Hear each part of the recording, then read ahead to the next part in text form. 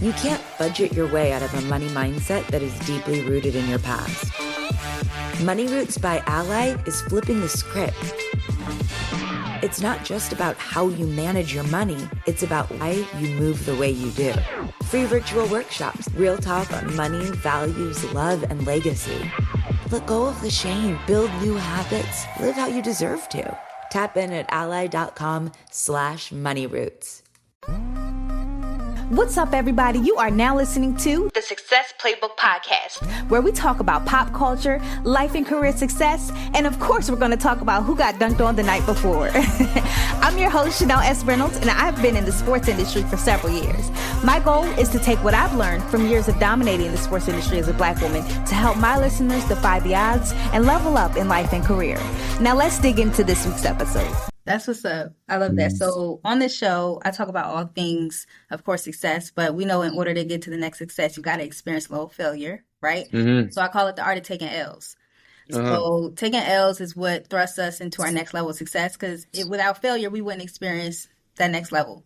So tell me about what you would consider to be your biggest L, and it ended up turning into a blessing. My biggest L. I would say, I don't know. I would say, in my opinion, I ain't had the best college football career.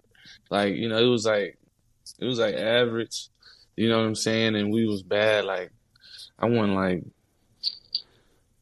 8 games in 3 years at Arkansas, which was like, it's crazy. Like, we only won 1 SEC game. So, like, that whole time there, we was taking hella L. So that was like an L, you know what I'm saying? Like, it was a good experience. Like, you know what I'm saying? I love Arkansas, but just on the field, like, I feel like that was an L. And then, like, that kind of gave me some perseverance, you know what I'm saying? Facing all that adversity there, just football-wise, you know. And then when I got drafted 7th round, it was just like I knew, like, I had to turn everything up a notch because of, you know, what happened in college. Like, whatever I was doing in college ain't work.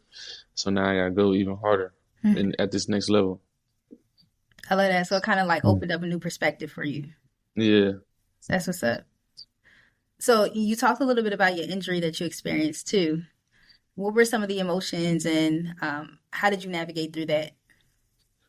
Well, yeah, I ain't have surgery until I got into the league, which was crazy. Like, everybody was like, dang. But when I first had surgery, I had 2 surgeries. One season, I tore my thumb in the preseason, 2022 season, and I missed like the first 2 games. And then my second game back, I tore my shoulder, tore my labrum in my shoulder, and I ended up playing the rest of that season. But like, just having to have surgery and the rehab on my shoulder was like 6 months. So my whole offseason was gone. Like, the whole offseason I was just rehabbing and stuff like that. But that give you another perspective, like just the work that you got to put in to get back on the field and the appreciation you have for the game, because you you're out of, you can't really do nothing. Like during OTA, like this time in 2022, I wasn't practicing, like I couldn't do nothing. You know, I was hurt, so it puts another perspective in your eyes, just for more appreciativeness to the game. I love that. If you went on a road trip and you didn't stop for a Big Mac or drop a crispy fry between the car seats or use your McDonald's bag as a placemat, then that wasn't a road trip. It was just a really long drive. Ba-da-ba-ba-ba. At participating McDonald's.